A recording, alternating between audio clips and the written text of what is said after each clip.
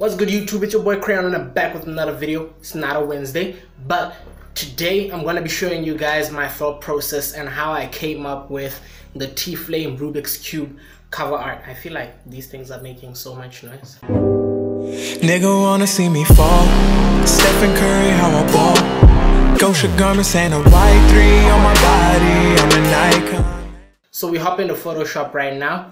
You'll see the original image that I used. It's just T-Flame sitting on a chair in a passage, shot by Mmogo Visuals. Shout out to Big Homie. Throw his links in the description to his Instagram and his channel. Check him out. Okay, it's not gonna be a long video. First off, I cut him out. So that was the first thing I did. I cut him out and the layer should be right here. So let me remove that. I cut him out and I tilted it like this, and then I'm like, okay, cool, that's okay. Then I added the sky. When I added the sky, I'm like, aight. Pele the sky looked like this. I had to color correct it to look like this, like that, yes. And then I had a good feel. I'm like, okay, this looks nice, but it's missing a little something. I was like, what can I put him on? Then I found this landscape. So I put him, okay, let me remove this layer of him because I wasn't really working with that at this point in time. This is what I had, and now I'm like, alright, cool. It's two different pictures, by the way. I just added them to make them look like one, and I had to color grade the picture of the ocean to fit the picture of the sky so that it looks like it's one thing. Then when I had that, I'm like, alright, cool. The water doesn't look that believable, so I added these highlights from the sun that you would normally get during a sunset. I added those highlights. I'm not sure if you can see that.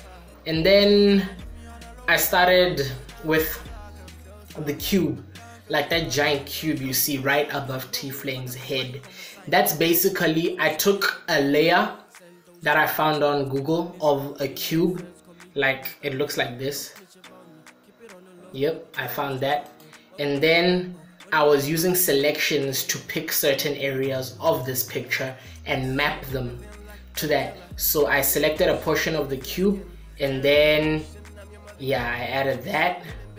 Then I added that, and then I added the bottom part to form this cube. These are all different parts of the picture. Like I added back T-Flame, and then afterwards I'm like, okay, Rubik's Cube, what can I do with that? I'm like, it would be freaking cool if I made it like rain Rubik's Cubes. So I found like pictures of like Rubik's Cubes. I found pictures of Rubik's Cubes, and then I added them. Each of them I was adding motion blur, which you can find in the filter, blur, and then motion blur, and then you just tweak it to make it look like they are actually falling. That's what I did. And then afterwards I'm like, alright, cool, this giant cube in the center looks more like a mirror, so it has to reflect the stuff that's around it to give the sleeve like a 3D feel. Everything there is there. It's not made up, even though it is made up. Then I added like the reflections. You can see this cube, I'm pointing with my finger, but I should be pointing with my mouse. This cube here, I made it reflect here, and then this cube here, I made it reflect here. Since there's too much variation here, I kind of added like this reflection of the water to the cube to bring it to life, to make it look like it's one thing. Then after this was just basic color corrections, like I added T-Flame's shadow, which I drastically reduced the opacity. This is the previous version. And then I added this cube that was falling into the water alongside the splash.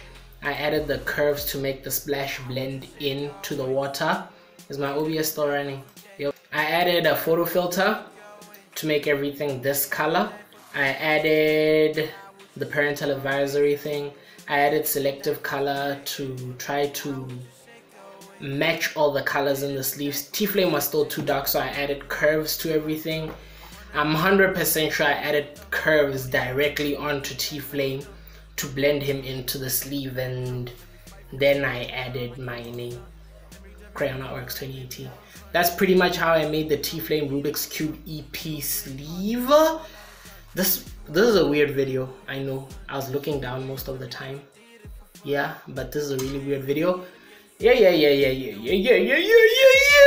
I'm going to be using Gleam to host the competition, and it's going to have a couple terms and conditions, but basically when we do reach 200 subscribers, I will explain to you guys how the competition is going to run. I think I'm gonna run it for a week, and then the week after we hit the 200 subscribers, I'll announce the winners. I think we'll have 3 if not 4 winners of a pack of stickers, just CrayOn tailor-made. Yeah, I really appreciate everybody that likes my videos. I appreciate everybody that subscribed to the channel. I appreciate everybody that's in my comment section, because I feel like of most of the Botswana YouTubers out there, my comment section is the littiest. Like, you guys go down. Hey, and you guys didn't even tell me that my video was blue the last time. My video for like the first 3 hours it was up, it was blue, and nobody said anything. They were just like, no, Toro, we thought you did it on purpose. We thought you did it on purpose. I'm like, when have I ever color graded my videos blue? Get right here. Get orange. Shout out to all of you guys. And yeah, bang bang, chitty chitty, boom boom, CrayOn. Hey, 1 2, let's get it. Like CrayOn BW out. I owe you. We from way back like iPhone 2. Baby, I'ma die for you.